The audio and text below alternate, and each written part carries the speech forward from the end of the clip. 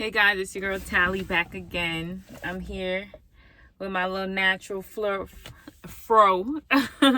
What's up, guys? I just want to talk to you real quick about what you deserve, right? I know I have plenty videos on this, but the truth is when you are figuring yourself out, when you're figuring the world out, you do need to hear things more than once sometimes for it to click and for you to really begin working on it. And I know that from experience because I feel like I've been coached by my coach for about 10 years now, and it's just now things are starting to click and different things are starting to be put in motion as well. And it took 10 years for that to happen, but things happen for you when they happen, and then you're gonna go through this thing where you're realizing like everything that happened, it was good, it was purposeful, and it was like you were being trained for a time such as this. And I pray that you all get that realization. But what I want to say to you guys once again is don't expect this world to give you what you deserve. I know that if you have a healthy self-esteem about yourself, there's things that you want in this lifetime. There's things that you want for yourself, and it's good things. It's you have plans to achieve more, to do more, and those are all great. Put them in your prayers to God, and may God work it out for you, because the Bible does say that He will give us our desires.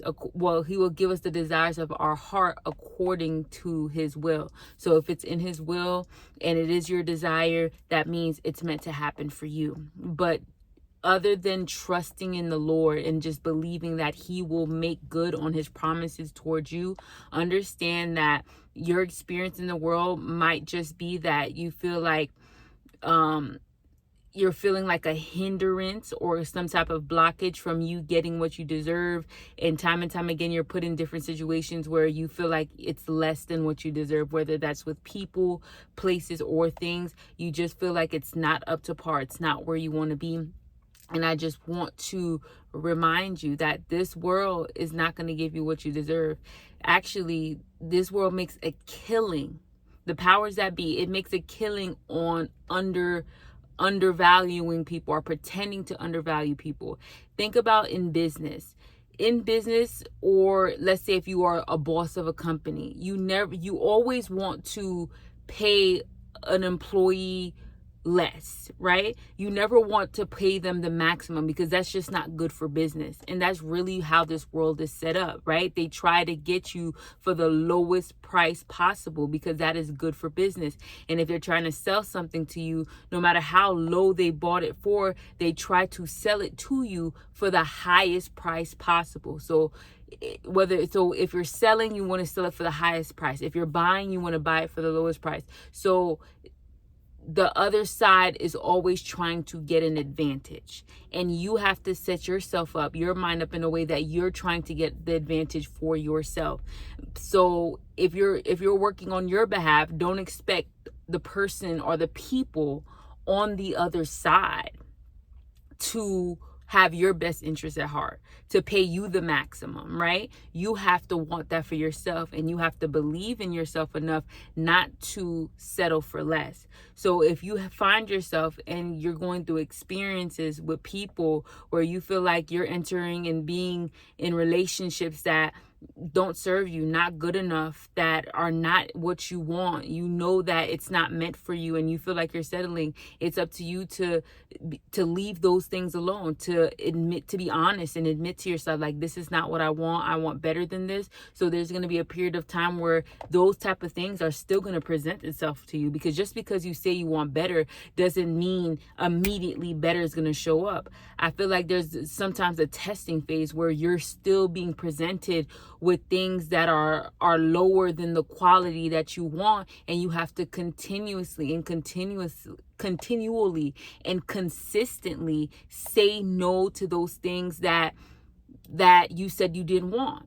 You have to consistently keep your no and not fall into the trap of just settling for what you have now, because you're in a place where you're just going to take just a little bit is better than nothing type of mindset. No, you have to be able to confidently and consistently say no to the things that you said you didn't want for that testing period, and then eventually that better thing, that thing that fits your standard, is going to show up. And I truly believe that that's what people, that's what places are, that's what things. You have to be able to give up that I feel like that's the hardest season of your life, where you have to say no and break ties with the things that are below your standard. And at the same time, you have to keep on saying no to those things, because you're still going to be presented with those things, and it's going to be temptation to fall back into it. But you still have to say no, I decided that I want better, and I'm waiting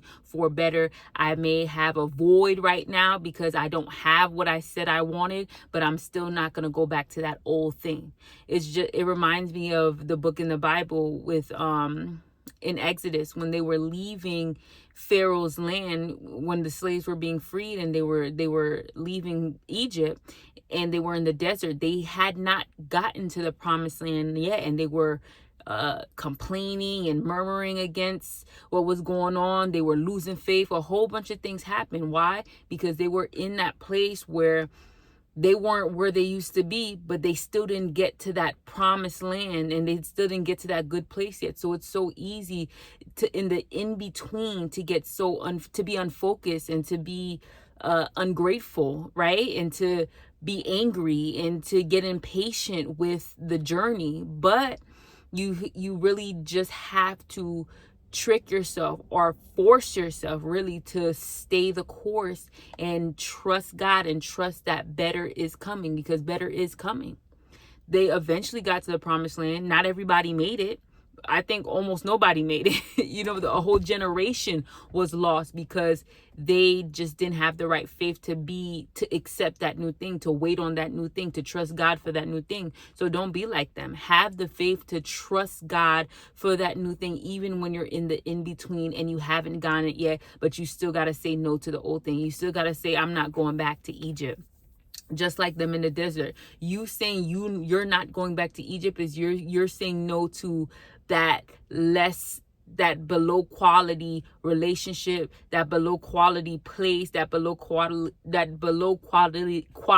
tongue twister thing that you have been accepting, but you no longer want to accept it anymore. You want better for yourself and your life. So every time you say no to that, you're saying no to Egypt. You're saying no to the change, to the chains, to the slavery, the chains of slavery. When you say no to that old thing that you know is not meant for you anymore, and you're telling yourself that you want better than that. So just remember that. But also know, like I wanted to tell you, my main message is that this world is not going to give you what you deserve. You have to go and put one foot in front of the other, and fight those battles. Trust in the Lord. Know that the Lord is with you, and he's your strength, and he's going to renew your strength along the way. And keep fighting those battles. Keep overcoming until you get where you're supposed to be, because it's not easy, but it's worth it. And staying back in Egypt, or staying back with those old things that you said you wanted to give up, it's not worth it. It's not worth it to stop your growth and your success in a whole brand new life that you feel fulfilled in, you're successful in. No, there's nothing back there for you. You have to look forward. All right. So I'm going to talk to you guys soon. It's your girl Tally. I'll be back.